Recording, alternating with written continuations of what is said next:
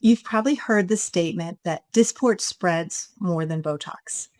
And I hear that a lot, and I get that question a lot when I'm teaching. So I'd like to talk about that. The belief that Dysport exhibits a wider spread became common years ago, and it's continued to cycle through the injectable circles for a very long time. But the studies that those comparisons were based on weren't truly apples to apples. Different doses, dilutions, injection volumes, and techniques can change the diffusion field even for the same toxin.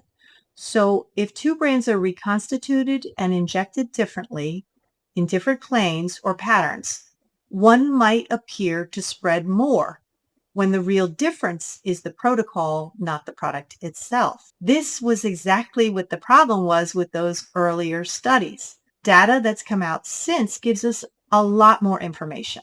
A 2024 review in Toxins concluded that the botulinum toxin A formulations we use today don't show meaningfully different diffusion profiles, and that dose, dilution, injection volume, those are the main determinants of the ultimate diffusion field.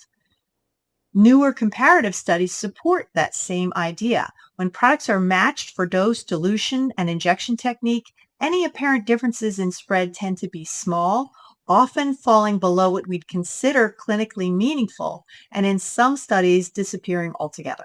So we need to exercise care when we talk about different toxins and their potential behavior. For example, framing Dysport as less precise than Botox would misrepresent what's actually at the center of this diffusion controversy. If we label one toxin as precise and another as less precise, we're implying a safety or control difference that the current evidence doesn't support. And that can be misleading for patients and injectors alike. So, to be clear, the critical variables are dose, dilution, volume, injection depth, and technique, not the brand name on the vial.